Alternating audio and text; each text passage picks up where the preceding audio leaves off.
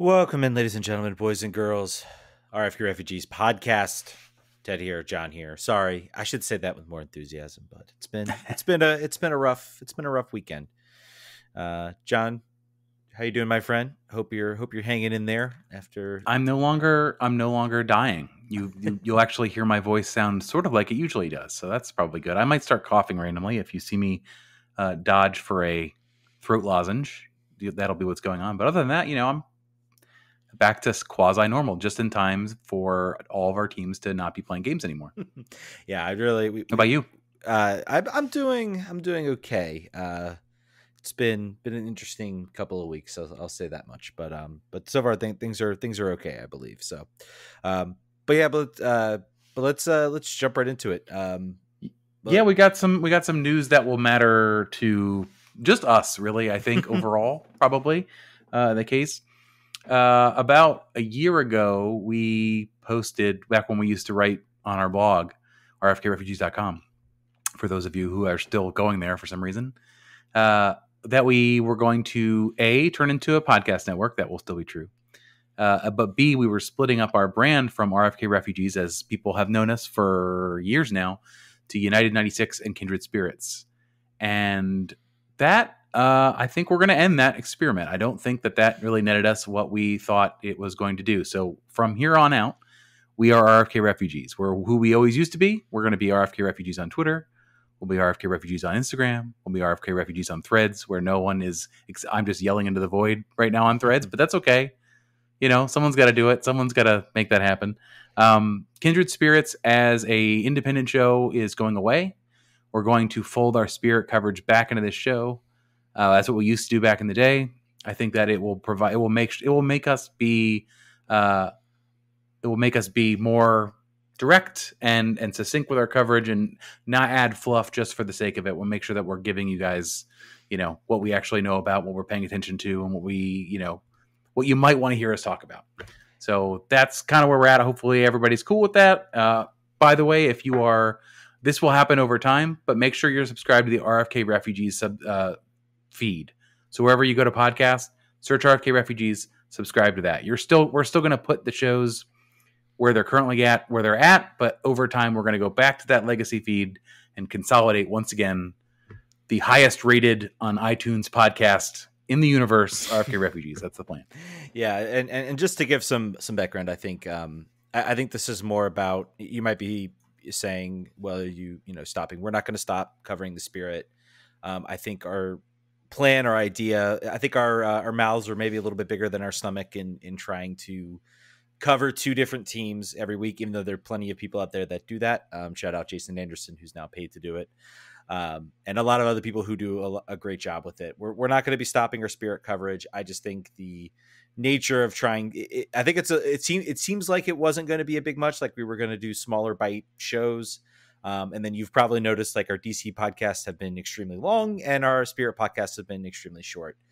So I think we're gonna give you guys a better experience by just kind of folding it back into one, kind of a one-stop shop experience again for the shows. We are still going to continue our spirit coverage, again, and also I think there's been a change in at least somewhat of the spirit landscape.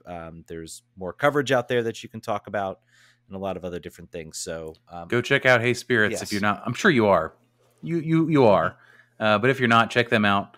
So I don't think, nothing really changes except for where you're going to subscribe to the podcast. It's still the same show. It's just a matter of, we kept trying to make other brands happen, but everyone just called us the RFK Refugees guys. So why swim against the current? Why not just just go with the wave? Yeah, that's what we're going to do. The original brand was the original brand. Apparently it's like we are, I wonder if our numbers will spike up. Like we tried to do New Coke, and then we're just going to go back to Coke Classic, and then suddenly our numbers are going to skyrocket. United 96 was our Crystal Pepsi. Exactly.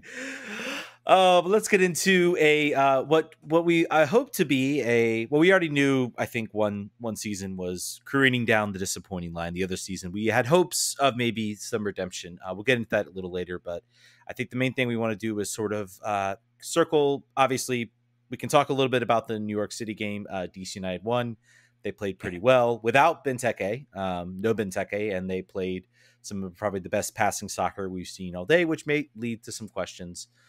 Wayne Rooney, which would be Eric Hurtado, probably going to be the starting number 9 going forword. Was that the first question you had in mind after you saw him score that header offside? That's going to be the. We're gonna have a whole hour on Eric Hurtado. That is going to be the first move the GM makes. Of course, is offering Eric Hurtado a DP contract, and we will all cheer and say, "Oh my goodness, crowd goes wild!" Mastermind, good sir, mastermind, good sir." But no, DC United, of course, the funniest thing about, and I think it's still true this week, DC United, you might look at the standings, you can see them in 9th place, but they are eliminated from the playoffs due to some, I won't get into that. I think everybody knows that pretty much, the permutations in math that basically mean they are eliminated despite being currently in a playoff position. But it's funny. There couldn't be a funnier thing to happen to this team than what is happening right now. By the way, I was actually at the New York City game. Who wished on the Monkey's Paw? I just wonder who was the one who wished on the Monkey's Paw, who said, "I want DC United. We just want the 9th spot to at least finish 9th in the playoffs by the end of the year, by the end of their season in particular." And I was like, "Great, here you go." Yeah, I will say. So I was at that New York City game. I left at halftime because I had a 3.5-year-old with me, but she had a great time. Mm-hmm. She celebrated the first goal with like a fist pump. Mm-hmm. She's made me watch the highlights like 4 or 5 or 6 times. So mission accomplished. Adorable. I can't wait to get her back there when it's not like gale force winds and in the middle of the night. But way to close the season out on I guess a high note. New York City did not have much to play for either. At all, anything, right? I think they're still probably technically. Seeding? I kind of. They're not in the playoffs; they are out. But I think they still have a small chance to make it. But this game was we played a little bit of a spoiler. We'll say that much against New York. But probably the bigger news to drop, and maybe something I think maybe was a little bit of surprise it came that quickly. But at the end of the day, maybe not really too much of a surprise once you kind of thought about it a little bit. There were a lot of things kind of happening towards the end of the week that were maybe a little strange. But the news coming out is that was obviously Wayne Rooney saying he was done. He was going back to England and is now the Birmingham manager. That was really quick, even though he said in the podcast, in the press conference, he was like, "Oh, I don't know where I'll be or what will happen next." And then it was like 5 days later, "Oh, I'm new Birmingham manager." Did he say goodbye to fans? No. Did he post on social media that he was leaving? No. Did he say nothing? It's like a Samuel Nkunku leaving your lease unattended. He was just gone.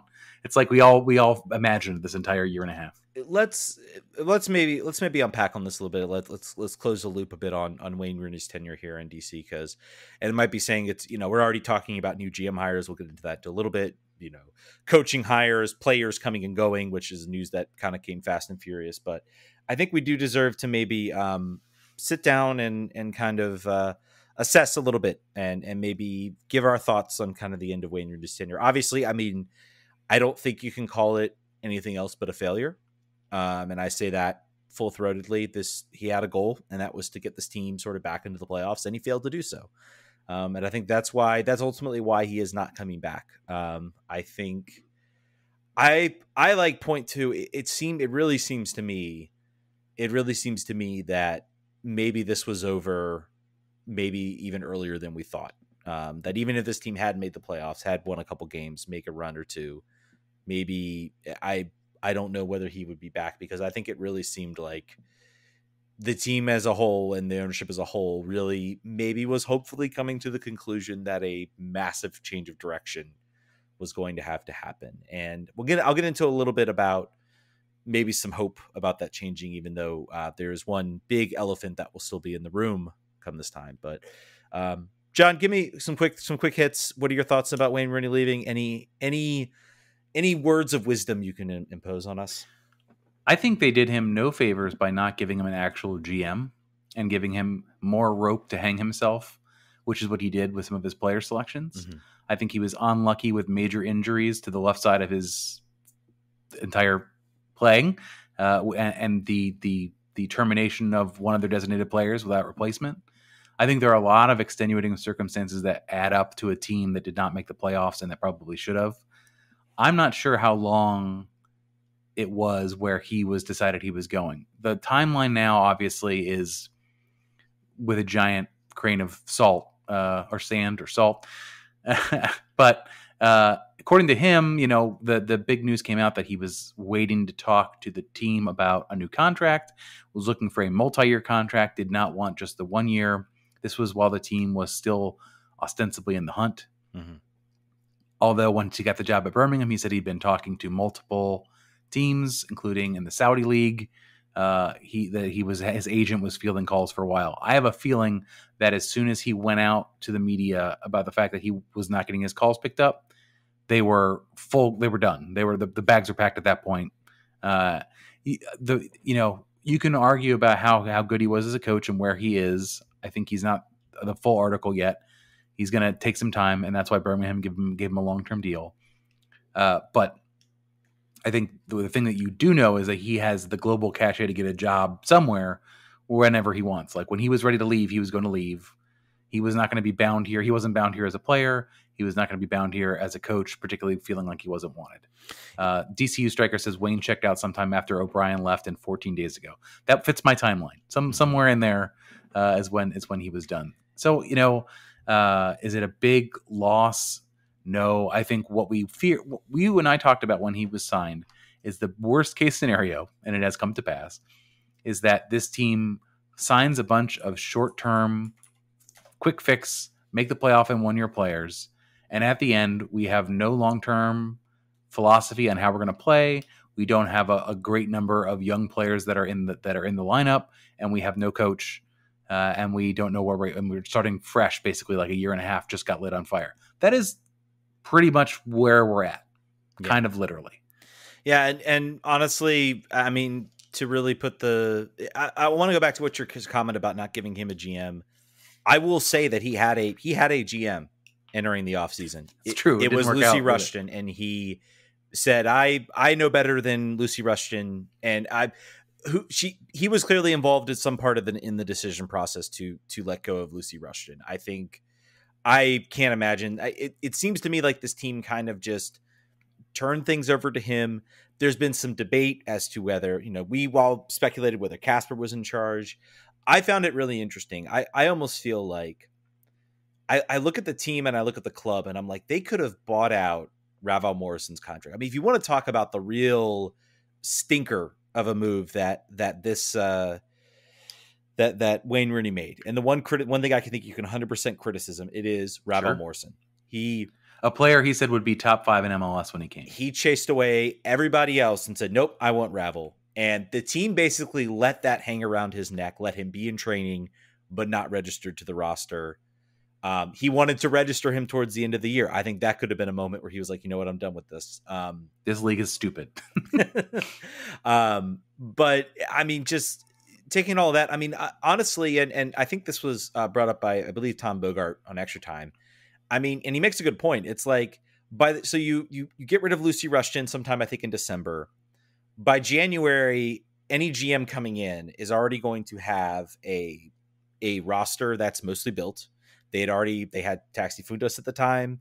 They had Benteke. They already signed, and then they went out and already had Mateus Click signed. So the 3 DSP slots were filled. They could not, I believe they already had a U22 initiative player in Chris Durkin. They could not sign another one or their full complement at least, due to the fact that they had a overage, like 3 overage DPs. You had so little room to do anything. And you were also operating with Wayne Rooney, who had already fired the previous GM. I think they absolutely, theoretically. Yeah. I do not know a GM that would even want to, even if a GM was maybe interested in taking the job like they are now, you would want to know that you would have more decisions made. And the whole situation with the coach, I think, killed any opportunity for this team to even hire a GM. My thoughts on Wayne Rooney as a coach. I think he's an okay coach. He's certainly got some skill. I think he will get better as he goes on. I have no doubt that he's going to maybe go on and be a fairly successful coach. I think the fact that he went and took this job down here compared to like a Steven Gerrard that crashed and burned in England and then just jumped to Saudi Arabia. He went for a new challenge. He has a lot of respect, I think, for doing that. I think the real blame for me lands on both the front office and the ownership for, again, another short-term fix and no long-term vision. And I feel like a lot of the media has pointed that out, and hopefully we start to maybe get that long-term vision. We'll get into that maybe in a little bit, but I wanted to talk about something that came up on, and we'll talk about this, and then we can talk about the roster. Pablo was on Pitch Pass this week or last week, I don't know, recently, basically wrapping the season up, and he said that DC United has become known for three things. I think this is really important. I think he would know. Pablo is tied into the league. He's tied into agents. He knows this stuff. He said that, number one, DC United are known to overpay for players. When we talk about the roster and we talk about the salaries of some of these players, that will become evident. He said that they are known to overestimate the value of their own players when trying to make trades. I think you could look at the number of players who were rumored to leave who then didn't, or who maybe did leave and it did not turn out to be a good deal for both parties. I think that's important. And then the last thing is that they are known for as a team that will overpay on the field, but will underpay their front office staff to a criminal extent. So Lucy Rushton, a GM wunderkind that was highly touted, coming from Atlanta United, data background, helped build Atlanta United into the team that they are. She was making low six figures at DC United, one of the lower roster, according to Pablo, one of the lower salaries in the league for that type of position. She gets a job as a GM for Bay FC, making about $1 million a year in the NWSL. So there is something to be said for where you spend your money. It's very challenging at this point to look at Jason Levian and the rest of this ownership group and say they are cheap, they don't want to spend money. That does not appear to be true. What appears to be true is that they don't know how to spend money. They spend money poorly. They spend money in all of the wrong ways, and the people telling them how to spend money are not advising them well, which is the whole point in why we're at where we're at. So I recommend you go check that podcast out, but I think that really tells you the hole that we're in. And we'll talk about the roster here and see that whole manifest. But like, it is not just a matter of Wayne Rooney wasn't a great coach. It was not just a matter of their injuries on the field. There is chronic mismanagement that has enabled this team to sit idle for almost a decade. There have been different reasons, but the most pervasive reasons now are poor decision making, not being cheap, not being poor, just making the wrong decision over and over again. Yeah, and I mean, it gets back to it, like just a lack of again, we talk about this earlier, lack of vision, and I think that's really started to come through, especially post Rooney. I think it was even more evident than it was. I mean, this team in front of you, this roster that we're going to go through, is in all honesty still just kind of a hodgepodge of players. Some who have been here for a long time in Russell Knaus and Steve Birnbaum, who were from completely different eras, to guys. Most of I guess Robertha we could call maybe a Losada guy, but like most of your Losada guys are the players you brought in under Losada, which honestly, the one you could really consider is Taxi Futas, and he's gone. You know, it's really been a lack of vision, and I one thing that does worry me about whatever the new GM comes in, I will be very curious to see. We're already hearing, some rumblings about players that might be starting to look elsewhere. We've gotten a couple, hints at a goodbye message coming through. And those types of things actually concern me a little bit, because I'm like, okay, well, what is, we said no decisions until a GM isn't hired. Well, then who's making these decisions before a GM has even had a chance to get their foot in the door? Indeed. Leads to a lot of questions. So I think what we're gonna do here is use this really good article from the District Press that looked at the roster contract situations, and we'll go through the players, and we'll start with the players that are already rumored to be on their way out, that are not under contract for 2024 or have options, and then we'll walk through what we think about each of those players, and then we'll look at what they're being paid to. All right. So Derek Williams is the player that Ted was mentioning that has already posted a goodbye message on Instagram. He has already, basically all of the players have already said, basically said their goodbyes in the comments. Derek Williams was making $800,000 a season and was signed in November, and he's done in December. He's done now. He's walking. there's no option. So I think is no option. So what are your thoughts about him at that salary amount? I mean, I think the salary amount. I mean, was he you talk again about, if you're going to pay a defender at that sort of level, which is essentially a TAM level. Derek Williams was good. Like, he was solid in a lot of ways. He was probably one of our best defenders out there. We could sit here and argue about whether that's him or Donovan Pines. I think a lot of fans would maybe lean towards Donovan Pines. But I think he was one of our best defenders out there. One error in a game against Philly does not erase, I think, the sort of solidness that he brought to the back line.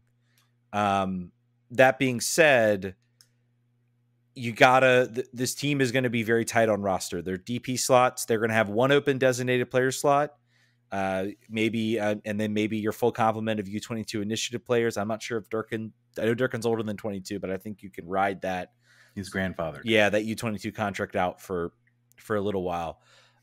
So there is some room to make moves, but it's certainly there's going to be some dead weight on this roster. There's going to be players that were signed this year that we're not sure whether they're really going to perform, next year. So you got to cut somewhere to give yourself a chance to maybe go out and fill that fill that international slot, as well as maybe some cap space as well. So this is a salary cap league. I don't know if that maybe is a hint. I kept wondering, well, maybe they'll keep Derek Williams because there are rumored changes to the salary cap coming. I wonder if those are maybe not going to happen, or there's going to be some less a bit than we've seen. So I think they were going to ask him to sign a contract for less. Mm-hmm. That contract was a remnant of his previous. It was a previous contract with LA under a GM who is now fired, who's now gone as well. So that was us taking a bad. I would say taking a bad contract from a salary cap perspective. That's what that was. He was a good player on a salary number that was too high. So yeah, I think he was probably asked, "Hey, we don't have a coach or a GM. What's your interest in coming back at $600,000, $550,000?" He probably said, "My agent is not going to return this call. Goodbye." Yeah. I will not be shocked if he can go get an offer several different places outside of that. Somewhere Birmingham City. Pick up the courtesy phone. Maybe. One thing I will add, I do wonder, we're going to talk a bit about Andy Nahar, and some other players. I do wonder if there are certain players that want to know where they're going to be. This team doesn't have a GM who can come in and decide that. The GM gets in there. It's 2 to 3 weeks. I think there are some players that are maybe propositioning. I think we're seeing it with Andy, and we'll talk about that in a bit. Some players are like, well, I need to see what else is out there because I don't want to be caught with I don't want to be like, all right, yeah, boss, wait till the GM gets here and let him decide. Because then if he doesn't decide and I haven't done the legwork to find something else for me, then, I'm going to be stuck. And I think that's what we're seeing with some of these players. Derek Williams might be, maybe there's a contract less. Maybe they already have the GM and the GM's already sort of gone through their roster and what they want. Who knows at this point? But maybe let's jump to him. I was going to go in a different order, but let's jump to Andy. Mm-hmm. So it comes out today. Andy has an option for this year. However, he was being interviewed by Deportes TVC. And this is what he said. He said, "I have to go back and fix my situation with DC. They have an option, so we have to talk. My contract is over at the moment, so I'm a free agent. There may be opportunities in the United States and abroad. I want to return to Europe." So before there were some people already talking about, let's cut Andy. He's too expensive. He's injury prone. Andy appears to be saying, "You cannot cut me. I will cut myself. I will leave on my own accord because I believe I still have suitors, I think." Well, here's the funny thing, though. Those options. I mean, there have been players in the past that have tried to leave on their option. DC could say, "Oh, you've got all these clubs interested in you. All right, we're going to exercise that option. We like a transfer fee, please." And you know what? And that would be the real cynical. If you wanted to be a real cynical GM coming in, maybe you look at that. You look at that option, but I think they will. Whatever transfer fee they get, I don't think it would be worth the headache of all those teams suddenly saying, "You know what, we're not interested again." You got to do right by Andy here if he wants to go. Yeah, in my mind. And, I think he's going now to train, I think, at Olympia. Andy is if Andy was playing the way he was and you were not every game wondering when is he going to get his next injury, not if he will get his next injury, I would say he would be a no-brainer to exercise that option and sign him up. I think this might be a question. I think this could be the first sort of indication that if Andy does not come back and, some other players we see start to go, that this team might be, I kept wondering, is the new GM going to come in and going to be like, well, I'm going to, this team's already basically built. Let me get a coach in here who can be flexible, who can, build a team kind of around, sort of just kind of pick up where Wayne Rooney left off and, try to just, put something together, because there's really not too many bad pieces here. But if Andy Nahar goes, if a lot of other players go, you could be looking at a season where maybe the new GM says, you know what, I want to blow this whole thing up. Let's give me 3 designated player spots. We're going to build this whole thing from scratch. I don't know. It's difficult to see where they would go. I had a conversation with someone about this who's more of a casual fan. And I said, as a hardcore fan, that's my preference. If you're going to do this thing, go to the studs. Mm-hmm. Let's be bad for 2 years. Let's commit to that. And she was not interested in that. And she's like, there's going to be 7 people watching these games and no one will come to them. And that actually matters. They don't want to have empty stadiums. You have to at least put some sort of a product on the field that's a bare minimum product, basically. And I think that's probably true. But the fastest way, I think, to get there is to, pull all the copper wiring out of the walls and sell it for scrap and just get what you can. So Andy is likely gone. Sounds like unless they pick up the option and play hardball with him. It doesn't sound like it's a matter of I just want more money, which was the problem last time when we brought him in on a you are here as a tryout player because you've been injured so long and you earned your way back into a full contract, which is what happened here this second stint. So I think it sounds like he's gone. Yeah.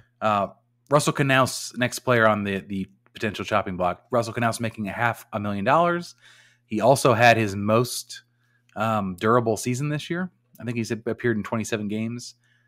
When he was on, I think he was extremely solid, and I don't think there's another player on the roster that is dependably as good at the things that he's good at. Chris Durkin, you could argue, maybe if given the opportunity, a full season in that position, could probably make a very decent approximation for less money. And maybe that happens if Russell does get moved on. But what are your thoughts on Knaus? I love Russell Knaus. I think he is a potential player. You're talking about players that other MLS teams looking for a number 6 might be interested in. And again, you talk about that blow up. I think that'll be a question. New GM comes in. Do you think Chris Durkin can rise to that role, or do you not think so? And you want to just ride with, again, I think this might be a question. This might be another thing where it comes down to, are we going to look at a complete and utter blow up of the team, or are we going to look at a more incremental type of build? By the way, I want to shout out Gregory Koch, subscribed at tier 2, 27-month streak for him. So we think love that. Gregory, the best. Thank you so much. But I think back to that, back to Russell. I mean, I love Russell. I think he is a fantastic player. I think this year, him being the most durable he's been, I think has been due to the fact that he has not been run into the ground by Losada, and that he has been played a less strenuous role, kind of being that hold number 6. I think if you are a coach, GM, manager coming in thinking you want to get more out of him, I don't think you're going to get that. You're going to get solid number 6 play, potentially very, very good number 6 play. If that's good enough for you, I think you keep him. If you want more out of that position, well, then maybe I think you might look elsewhere in that call. So that might be another sort of I don't know what's the canary in the coal mine. I was going to say canary in the coal mine, but that's bad. Like, I don't know, just more sign that things might be different. Kind of is. Yeah. Donovan Pines, a player that is rumored to be looking at a new contract, according to Stephen Goff. A player I think he's a Rorschach test for any DC United fan. What do you see when you look at Donovan Pines? Do you see athletic freak that is just a little tweak away from being MLS All-Star caliber, or do you see Bambi on ice that has through 3 or 4 coaches been unable to lock down a permanent position on a number of bad teams? I know how I feel like I think that Donovan Pines is now 25. Is he 25? Thought he was still 26, maybe. Maybe you might be right about that. I think Donovan Pines is who he is now at this particular moment, which is a player who can do well in a back five or a three-man back line. And I think in a back four, he suffers sometimes. I think his natural abilities and his technical ability and his tactical awareness are not all in a line. And if they were, he would not be here. He would be somewhere in a better league than he is. I think that you want to hold on to him because even still, I think he'll be much cheaper than Derek Williams. Mm-hmm. He'll probably be cheaper than another center back we'll be talking about here in a second. And again, I continue to think in a world where Chris Durkin is your starting number 6, Donovan Pines is one of your starting center backs. Yeah. And I guess I think he showed tremendous improvement. Apparently Wayne Rooney did not think so. Disagreed heavily. Even though I've never seen a player where the media, I mean, I guess we have seen players. I've always seen players with like coaches value them, like them more than everybody else hates them. I don't think I've ever seen a situation where a media fans, everybody, I mean, fans of course, but like media, everybody around DC media, like looks at Donovan Pines and says, wow, look at all these improvements. He's been really good. Like he has completely reduced the mess ups in his game. But when you talk to the coach, it's like, oh, he's been okay. It hasn't been. I'm like, are we watching like the same thing? Like, because I think he's been pretty good. By the way, he will be 26 come the start of next year. So he certainly is no longer a young player. I guess, again, maybe that's again another question. That's another question for, do you, as a GM, do you want to, really rebuild this team, or do you think you can get the most out of Donovan Pines? That'll be also. Would he take a 2-year contract? Yeah. At this is. I mean, he's in his earning prime now. I don't know what his value is across the league. I don't think it's as high as it is. I think he'll get more money here than he would in an open market situation. Is it a situation where maybe he looks, and maybe there's some other people out there that looked at what they saw and they said, hey, maybe here's a guy we can pick up. He's going to be a free agent. I can fix you.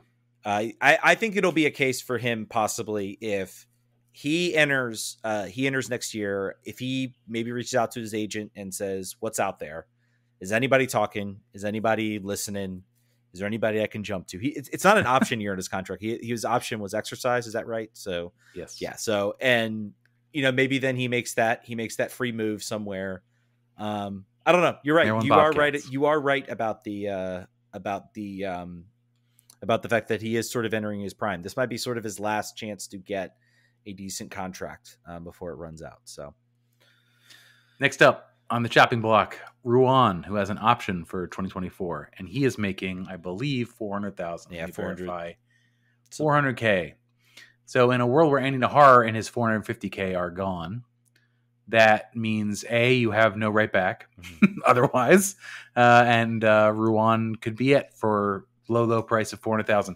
I think Ruan has shown he's shown his skills and he's shown his flaws. I think that he's not the guy you want in a defense first 4-man back line.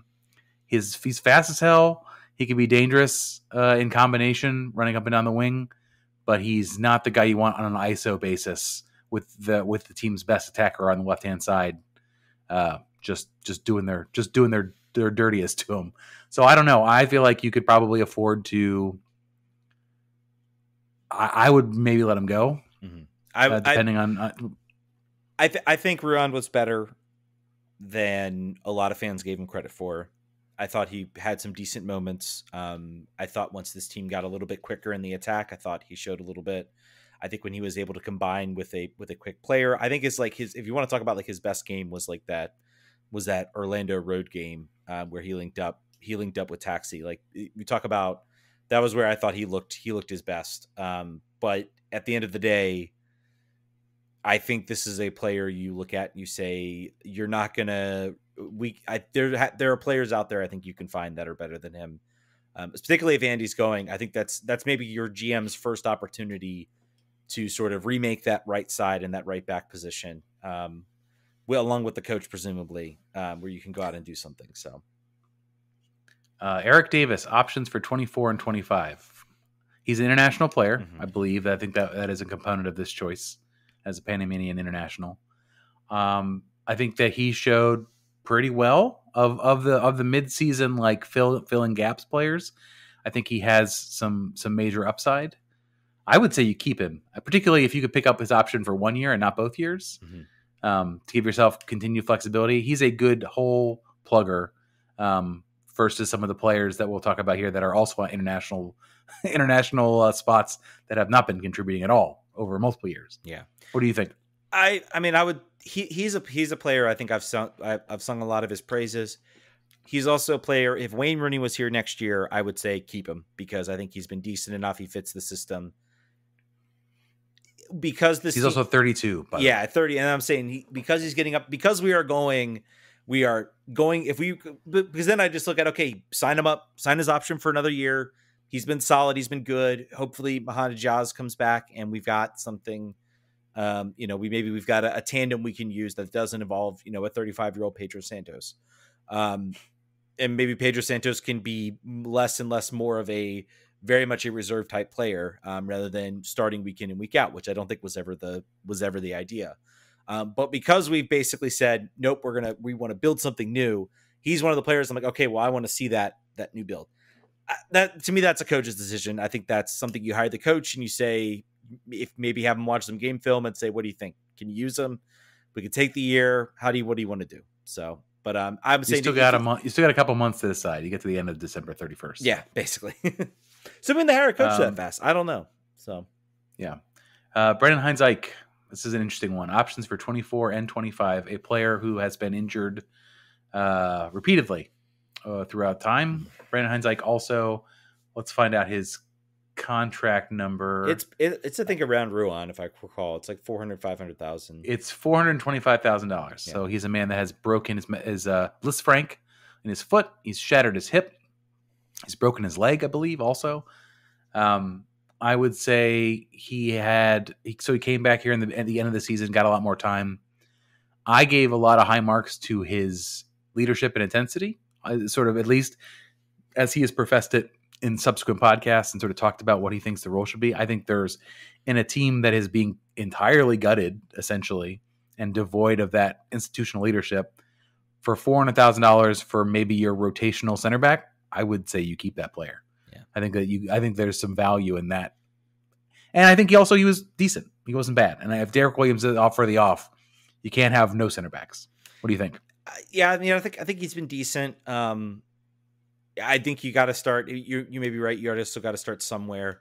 I think if it was a 1-year option, I would say yes, do it, no brainer. It's a 2-year option, which means he's here for next year. I think regardless if you are the GM, regardless if you're saying we're going to have a bridge year where we're going to kind of build on what Wayne Rooney started, we're going to play, and then next year is going to be the real. We're going to rebuild everything.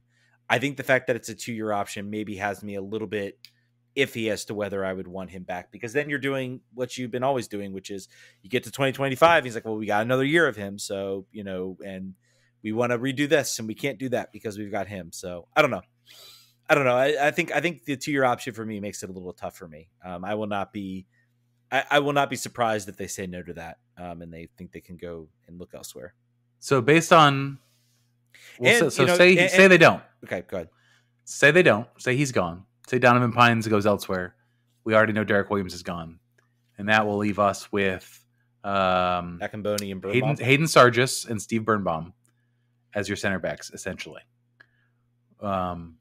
With that in mind, does that change? And also Matai Akamboni. Yeah. Does that change your mind on sort of or do you still say from a GM new coach perspective, find 2 guys. You can do it. I guess it's a question of what is your plan here? Are you trying to completely rebuild?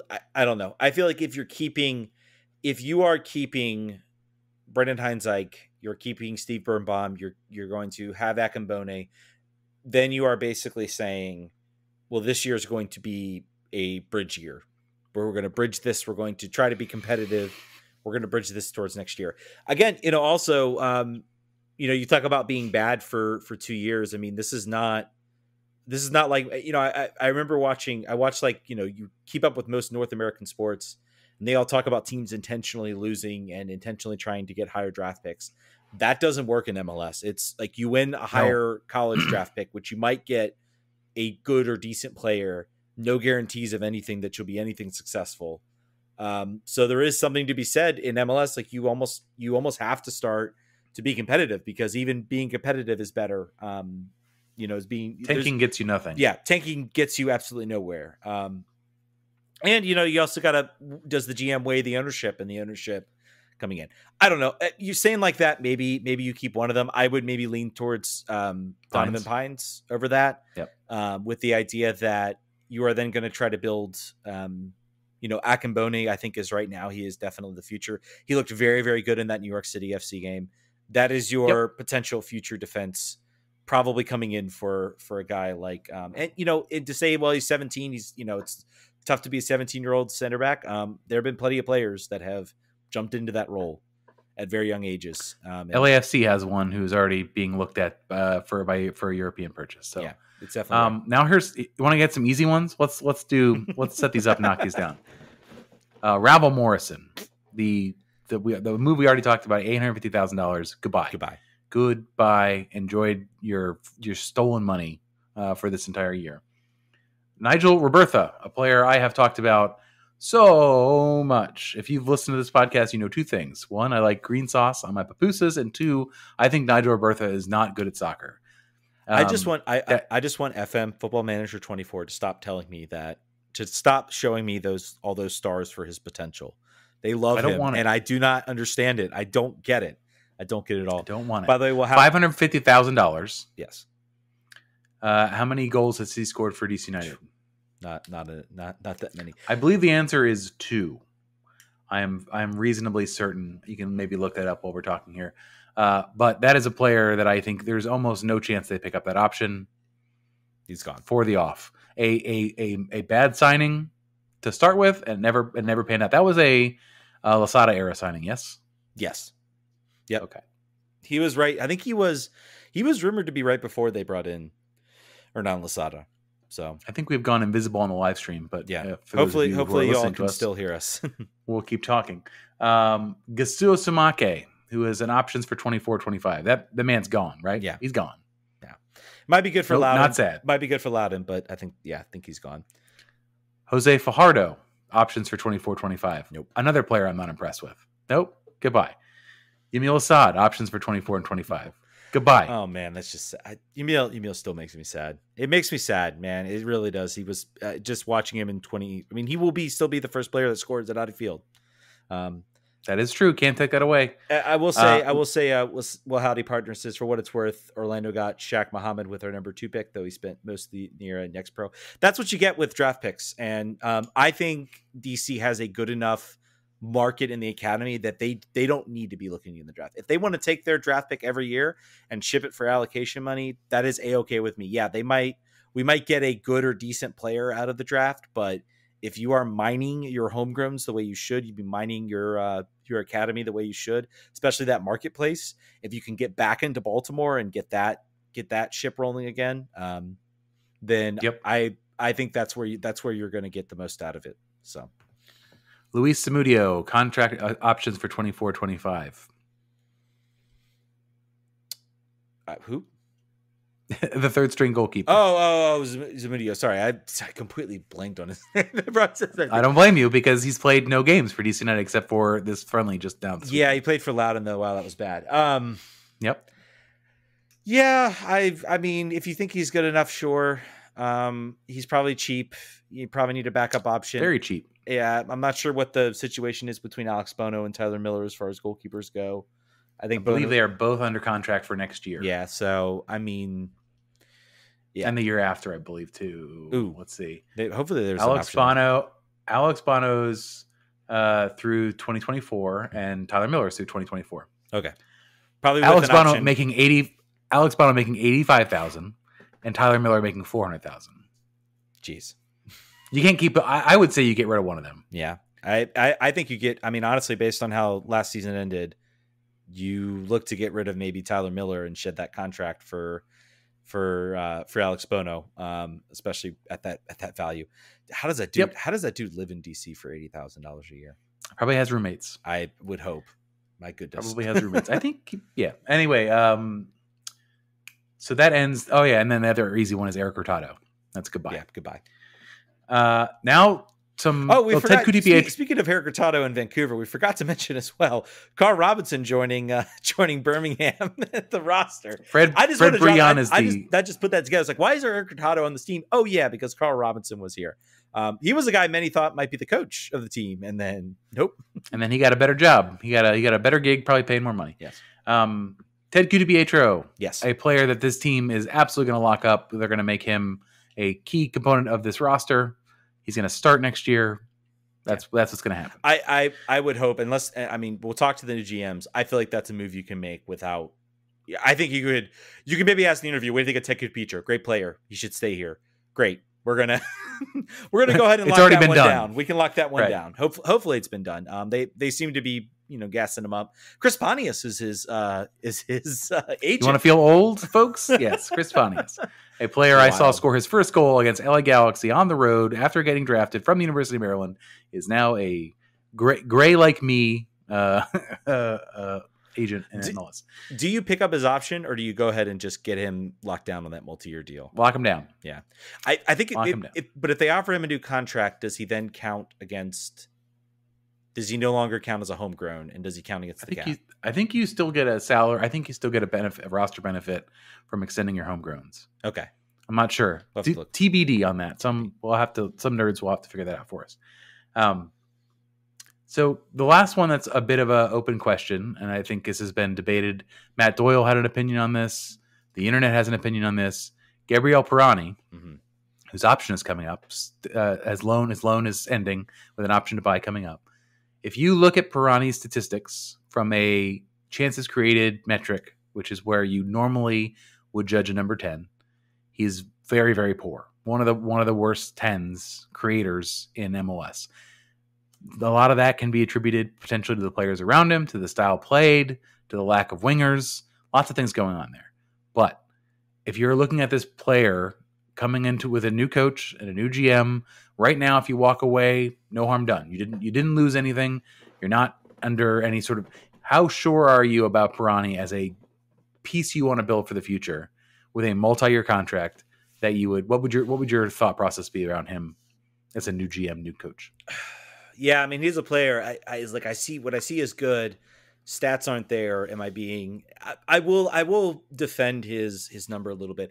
I think also, like, people pointed out, Ricky Puig is like 99th percentile in passes, and then like as soon as you hit versus attacking players, like you on the FBref page, it like drops down to like 24. He's in the 24th percentile in a lot of those categories, or lower in some cases. So. That versus attacking players, I think it's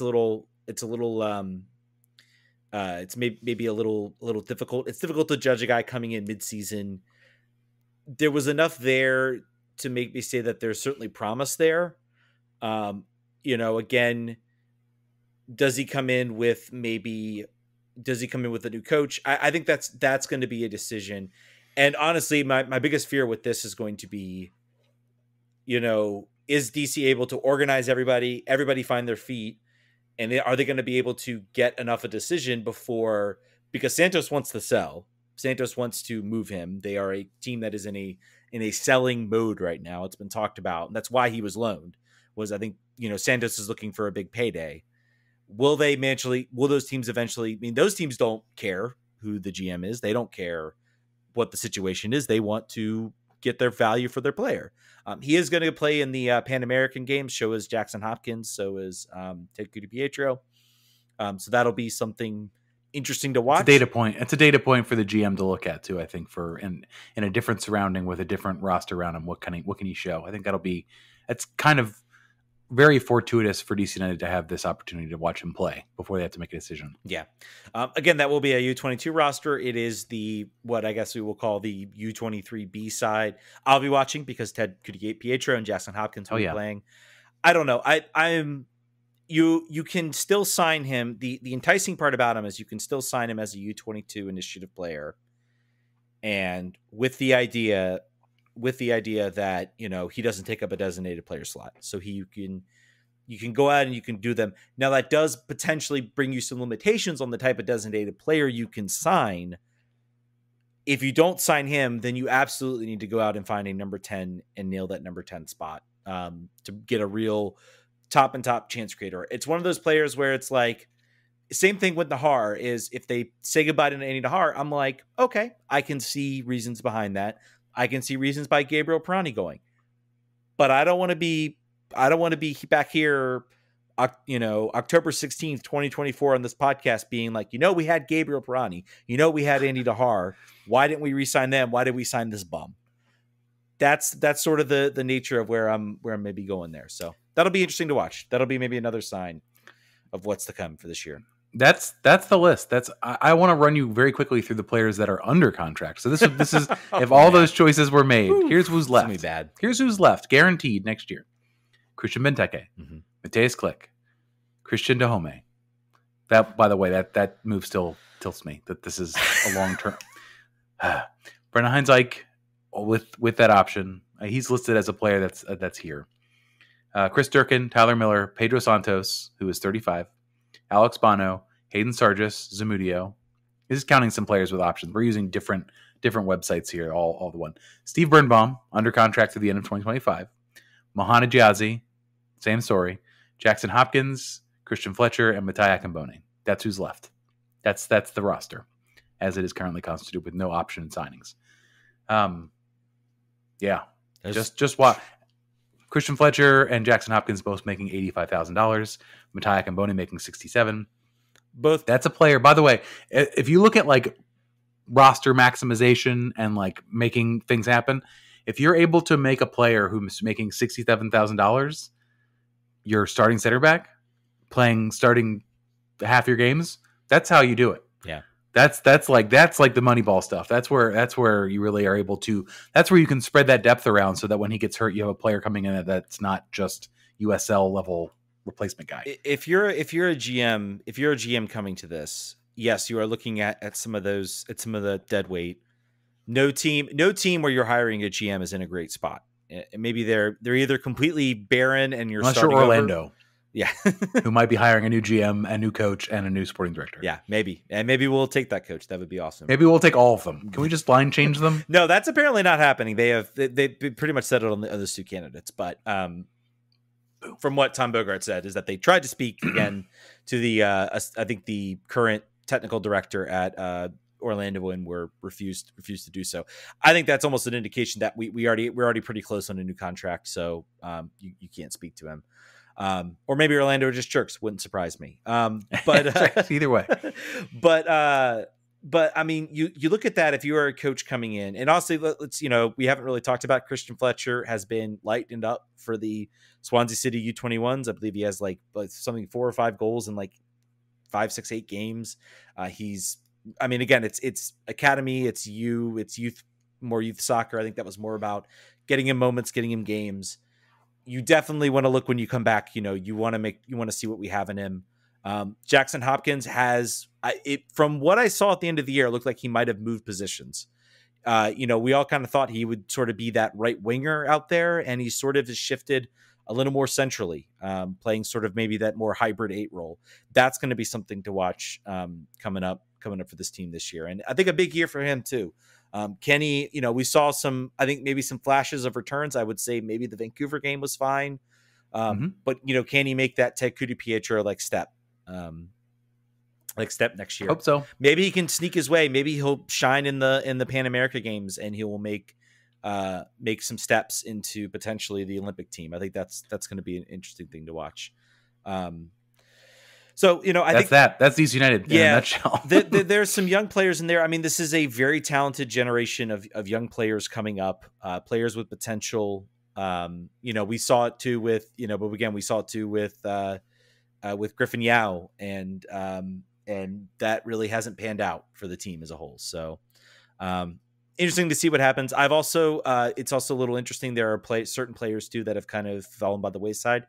Jeremy Correa being one who has kind of gone missing, despite playing many games for Loudoun and not really cracking the first team. So, it remains to be seen whether this is a sort of a wave that DC got and whether they can actually continue it. I believe if another, not to pitch pass, but you talked to, and I think this was also on Extra Time as well. They were talking about sort of that 2016 like youth team that like won the GA Cup, and like all those guys are on that team are like starters for DC. So it was certainly a wave of generational talent. It remains to be seen whether the team can keep that up. And I think, also the next question for me is who's next? Is there another player out there that they are looking to offer a contract? We haven't heard too much. We kind of knew about Ted. We knew about Matej Akabone. We knew about Christian Fletcher as well. Hasn't really been too much that really has lit up as far as the youth side. So that may be a concern moving forward, that this youth side really has turned a corner, or they just got extremely lucky. Yep. Let's get to the GMs. I think that should be next for DC. And then, we're going to crunch through some Spirit stuff. Yeah, but let's real quick. Let's talk about these two new GMs. DC United is interviewed. Apparently, there are these are kind of the two finalists that have come up. Doesn't mean someone else might come about, but these are basically what Tom Bogart is reporting, and Pablo Maurer are reporting as maybe the two finalists, and it is Ali McKay and Issa Tall. I will speak frankly, I do not know. Do I know which one? I believe there was actually a Discord question of the names you've mentioned. Is there anyone you hope that will be the next GM? I've honestly, from what I've heard from Tom Bogart, who covers this league relentlessly, he talks to people. They have all said good things about both guys. Both guys are really good. Both clubs are very successful. I might lean a little bit more towards Ali McKay, I believe, and I just completely got rid of my article. The Columbus GM might lean a little bit more towards him because, or maybe that's Issa. I'm all screwed up. My article. Issa's Nashville, I believe. No, Issa's Nashville. Okay, so Ali. I might lean a little bit towards that just based off the fact that Columbus uses more youth players, I think, than Nashville does. I think they've been a little more forefront. They've been top in MLS Next Pro. Very competitive there, so I maybe lean a little bit more towards that as a goal, because maybe that will translate into DC. I think the real question is, I think it's good to see that the team is doing that, is going after aggressive names and guys that people around the league say are brilliant, and these are guys that can sort of make the difference in the team and can push the team forward and get some different mindset in there. We do know the big elephant in the room based on this is that Dave Casper is still there. But I will say, I think it was Matt Doyle brought up a good point. He said, look at Cincinnati. Their GM that they had for several years. They had their GM for several years, and he made a lot of terrible moves, awful moves. He's still there. He has no control in the soccer world, but he is still there. Chris Albright, now they're GM and extended. And that GM came in, again, another mess of a roster that no one thought was good. They took kind of a bridge year where it's just like, we just need to get some life back into this team. They signed Acosta. Acosta started looking good. They went out and they signed Brenner. They got a big designated player in there, and they sort of started to turn it around to where they were not the worst team anymore. I believe they made the playoffs that year. I'm pretty sure. I think they snuck into that playoff spot. And then this year they've been, Supporters Shield winners, running away with everything. By far and away the best team in MLS this year. Lucho Acosta is the MVP. So just because Dave Casper is there, and I know all the Commander fans out there are all just like, oh, what, Vinny Serrato, leaving him there, he needs to be gone. He's not getting fired. It's not happening. You're not going to get that cathartic you're fired moment. You're not going to get that press release. The team is going out of their way to make sure everybody knows that the next GM is going to have a large say. I've communicated with some people, and I've communicated with, I'll just come out and say it. I've communicated, probably I've communicated with, he's very receptive on DMs, has said he can't imagine a situation where the GM doesn't have full control. I think the real question for me is, was the reason we did not renew Wayne Rooney because you are looking at how much you spent on this roster. You talked about how this team does not spend in the GM. And did this team maybe look at the fact that they say, well, we spent all this money and nothing good happened. We're going back to bare bones because that got us just as good. And we're just going to hire a really smart guy that can manage that. I hope that's not the case. I hope this team still goes out and says, we still need to spend money.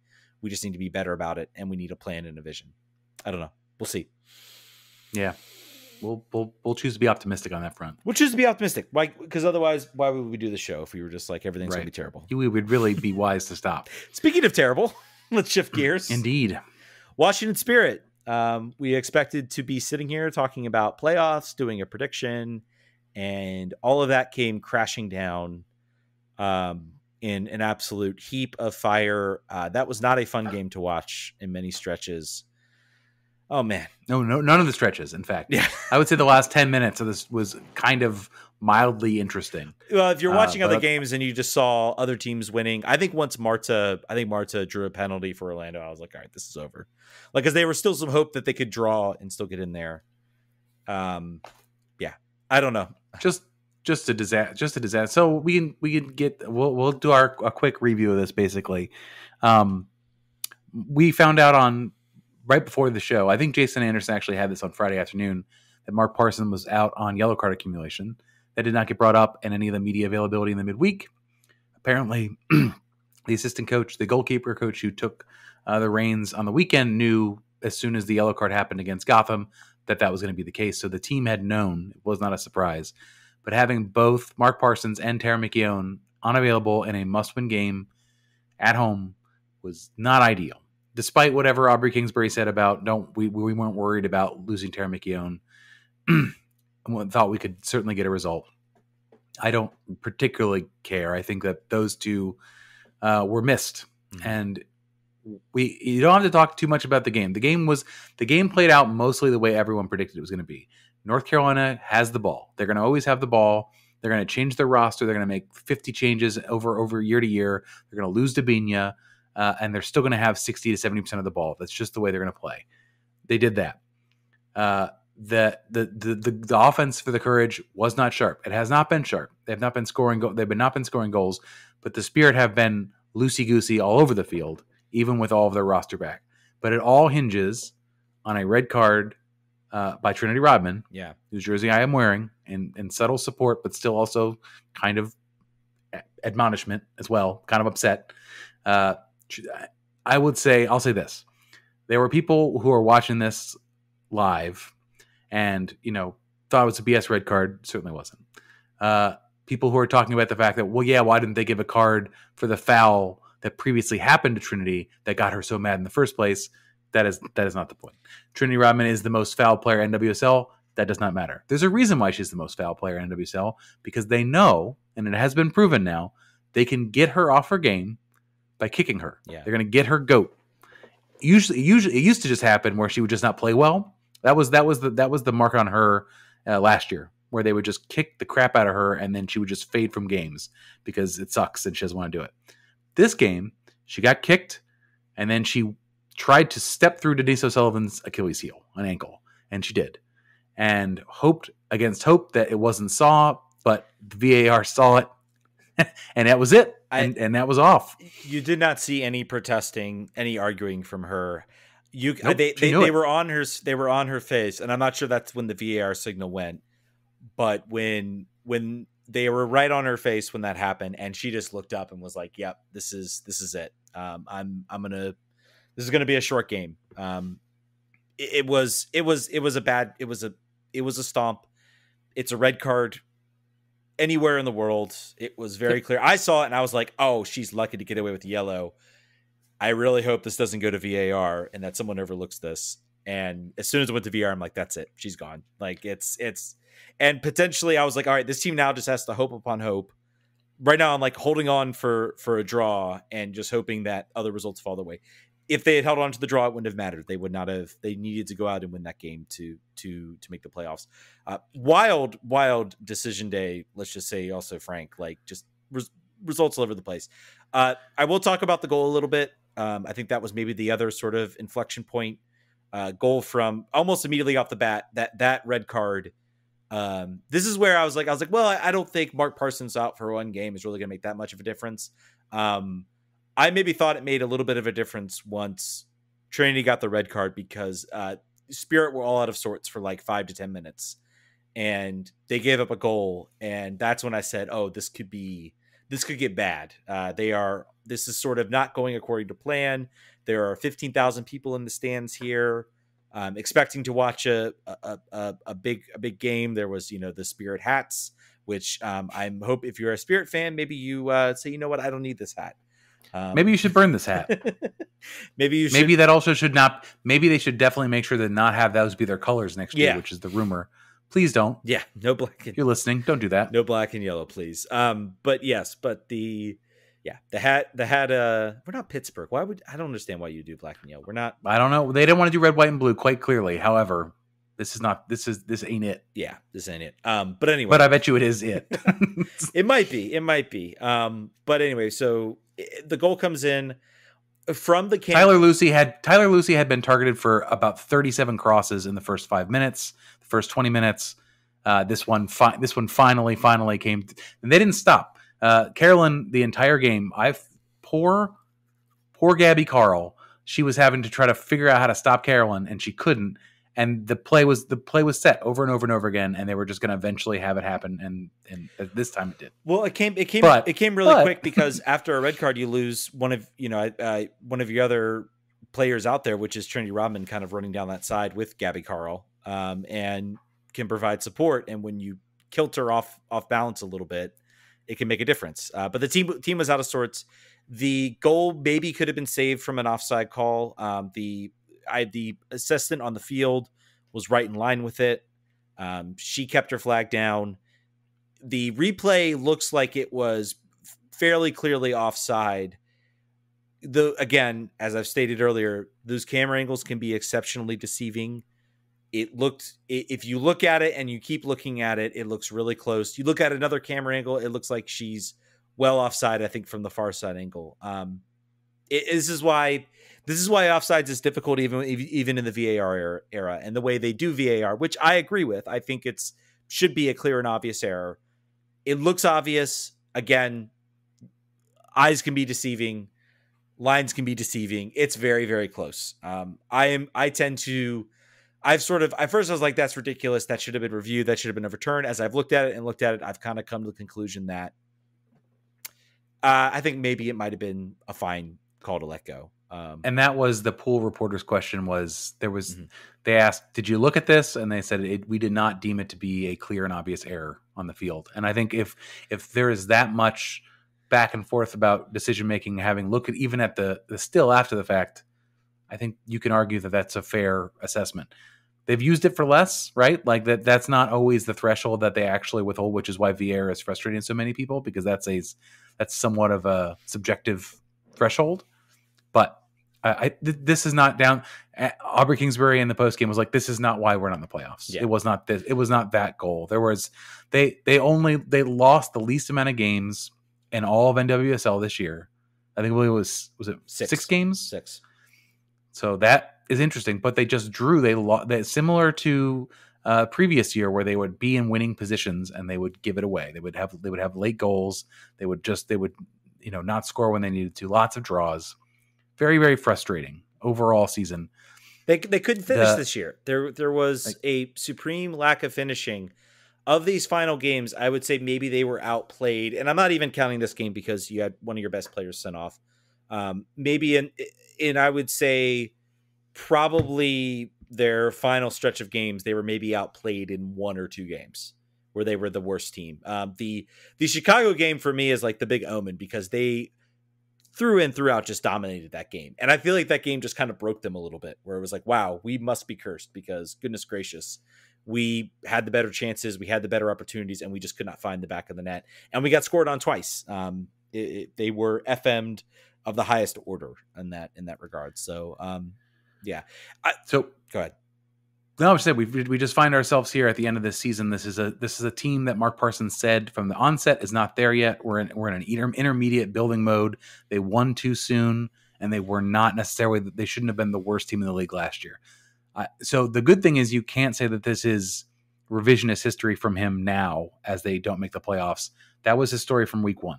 So as they took off and they had a good start to the season, he was very much saying like, "Hey, we're happy for the points, but we're not there yet. We've not set up the way we want to have set up yet." So I'll give him that. There is going to be some roster changeover here. There always is an NWSL. I'm going to run very quickly through their roster. Let me just, go ahead. Yeah. I want to, before you get into that, I want to bring up Mark Parsons, because I will say, okay, you're not there yet, buddy, but you have seven players in this roster, 7 players that are, I think it's still 7. Now, maybe it's like 5 now, because I keep wanting to throw in some of the other, like, your some of the other players that were here, but you have several players that are playing on the U.S. women's national team. They are parts of that national team. They are part of its future. Andy Sullivan, Ashley Sanchez, Trinity Rodman, Ashley Hatch was certainly probably on that way and probably should have been on that roster, considering how poor the U.S.'s finishing was in that World Cup. You have a Golden Boot winner in that, and I think his seat, while I will not say I'm there yet. Maybe I was there a little bit after that game. I was like, I think he should be let go. This team should be in the playoffs. This team is talented enough that they should have made the playoffs. They should have made the playoffs, in my opinion, way easier. They missed several opportunities to make the playoffs. I for the life of me, here's the thing. I don't understand if this is an intermediate year. You essentially made the change, and this is nothing against Sar, who is, I'm sure, a good player. She showed some good moments. Maybe we'll see a better version of her next year. You completely wanted to shift how this team played to make her a major player down the stretch, and it failed. It didn't work. This team looked a worse than themselves. This team was heading into the break. That game against Portland was competing for the top spot in the NWSL at the time. They were right up there. They had a great start to the year. They looked like they're really like their old selves in a lot of ways. They weren't perfect, but they looked like their old selves. And you made the change coming back out of the World Cup break to completely change how this team made, instead of maybe looking at an offseason to do that. I am not ready to say Mark Parsons out yet, but I am saying next year his seat should be extremely warm. And if this team gets off to a poor start, I think you need to look at potentially firing and replacing him. You are now part of the rich. You are now part of the rich team, the rich owners, the dedicated owners. You are not in an ownership group that is just that is basically bare bones. Michelle King has invested a tremendous amount into this team, both from a marketing perspective, both on the field. And right now, this team is not delivering for the talent that they have. I think maybe that statement is to ease expectations of players, but with more resources comes higher expectations, and those expectations were not met this year. 100%. This team should be in the playoffs right now, and they were a win away from it. And it certainly could have broke that way. They could have been in the playoffs had a couple of the matches gone their way. But I think their poor stretch down the line, regardless of how they played in those games and how they looked, they did look good in those games.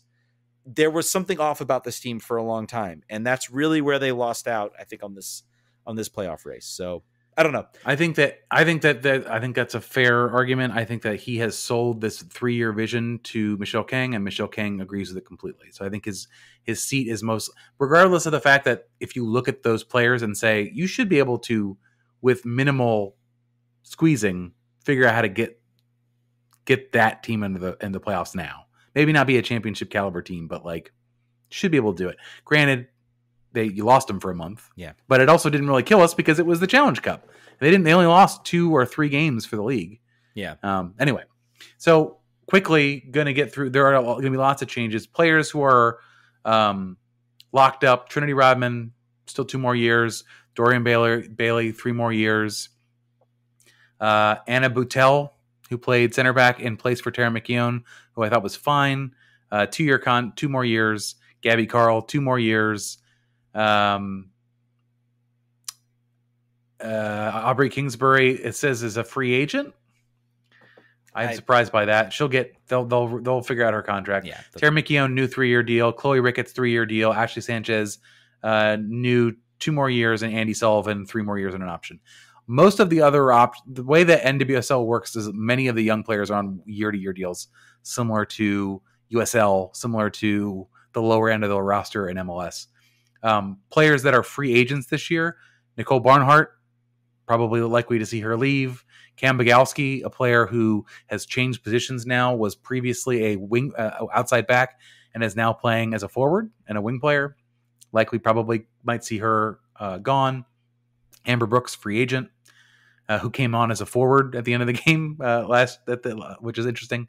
Nicole Douglas, free agent. I think they'll probably keep her because she has a history with Mark Parsons. Bailey Feist, free agent. Probably going to see the end of her here after her injury. Did not look the same. I'm very unfortunate on that front. Maddie Elwell. Ashley Hatch, I thought she had signed a new extension, but Sport Track has it that she doesn't. I think that they will probably look to keep her. I would imagine that they will, but I have not seen that anywhere. Paige Mateer, they're going to re-sign her to a deal. Yeah. I think I voted for her in the top 3 rookie of the year because for the first 3 quarters of the year, she was amazing. They've exercised the 2024 option on Ashley Hatch's Hatch's contract. She will be here next year. Okay. Uli Matassar is here for 3 more years. To Ted's point, this was a move. He had a lot of belief in this move. I think that I have been critical of her. She scored 2 weeks ago. Mm-hmm. This week she was pretty good. I think that she's a defensive liability, and having her, so she's on Gabby Carl's side, which was making her even more torched in this game. They've got to figure out a way to provide maybe Paige Mateer having to, I don't know. They're going to have to figure something out. And because that's a challenge. You know, and more what I was getting at, I think you could have signed Sarr. You give her a 3-year contract and you say, I believe in you, but you know, I think right now I don't want to mess with too much. I want to have a off season to actually work on this to get this right. My criticism on Mark Parsons is that he threw her in, and maybe this will benefit a longer game. She scores a great goal. She seemed to sort of find her feet a little bit. Maybe she starts to learn a little bit of the roster. Maybe I will not be surprised at all if I eat my words next year and she is best 11 quality and is adding like a 4th prong to that attack. I'm more angry. We were wrong about Mickey Owen. We were wrong about Tara, so we have to. Very possible that we are incorrect on Mark's perspective. Yeah, but again, to talk about Paige Mateer. So Paige Mateer is probably your 1 draft pick back because I don't. And she's undrafted. Yeah, undrafted. So she was just. They just found her. Yeah, we were talking earlier, and this is a game. What we talked about earlier with the with the end of that game is the lack of forward. It's funny. I was like watching, like, wow, there's like no forward depth, and I'm like, well, what happened to Solano? Had some good moments. Like, what happened to her? She just has vanished. She's still showing up. So I don't know if there was some injury or anything like that. I didn't see anything. Ashley Hatch talked about her specifically in the post game, saying that basically there are just young players who saw their playing time disappear. Yeah, and she was one of the ones that was mentioned, saying that she got asked to play different roles, and then when it came down to it, she just wasn't. It just wasn't a factor. They didn't think she was ready as a 9. Yeah, this team will have at least have a 1st round pick. I think 2 1st round picks. They'll have OL Reigns' 1st round pick. They'll have an extra 2nd round pick. And unlike, as we talked about in the MLS, where a super draft is worth spit, and NWSL is something you really want. Yeah, for now. Now it's changing. For now. So that Lena Solano, Sam Staub is on a 3-year. Mm-hmm. Riley Tanner, a player who plays for Panama every single game and scores goals, cannot break even into the 18. Something to watch there. And Anna Halferty will come back from her season-long injury. Tori Huster is a free agent. I don't know what they're going to do with her coming back off of her Achilles injury. They might want to keep her around for veteran leadership, but did not factor quite as much as she probably would have wanted to. Maybe she moves into an assistant coach position. It's all going to be a long off season. They've talked, they've said this is a building situation. All the players that you love are locked up. Mm-hmm. They're going to be here next year. The question is, what can they do on the depth side to push, and how can they build, if they're going to stick with this 4-3-3, can they build the depth around that 4-3-3 that they can actually, win enough games and stop drawing so much. And the more interesting thing is next year, no Challenge Cup. The Challenge Cup is going away.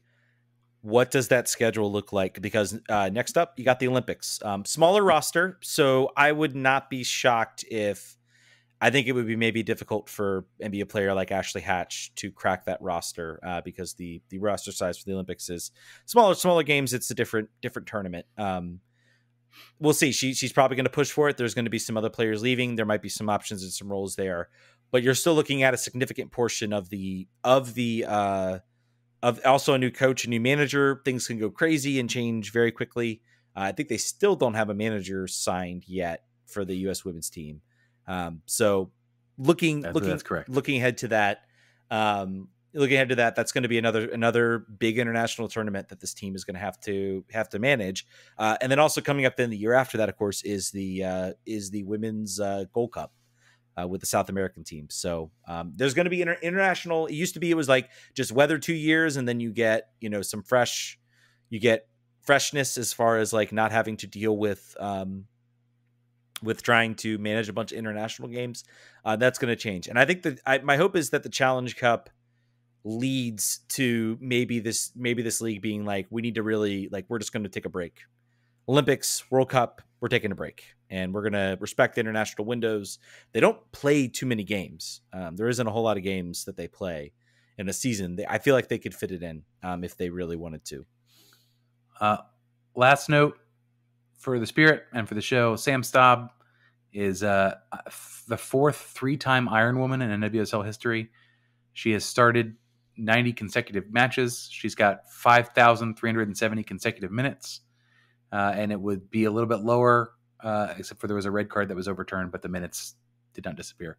Sam Staub is a player that continues to be talked about as why does she not get a sniff at the national team level because of her skill set. The Spirit are very, very lucky to have her and lucky to not lose her over international windows. So I, for one, as a Spirit first fan, despite the jersey that I am wearing, I'm okay with things staying as they are.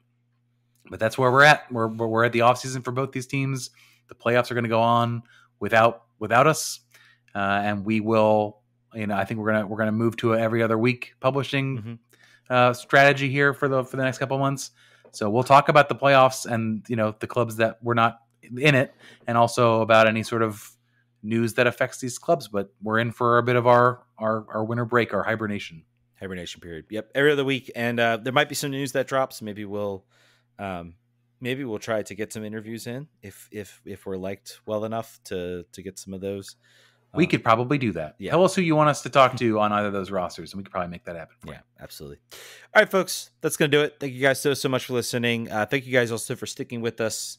We always have moments, I feel like, where this gets a little tough, and then there's always moments that come in that remind us what we're doing is what we love. So thank you guys for listening. We'll catch you guys down the road. Vamos.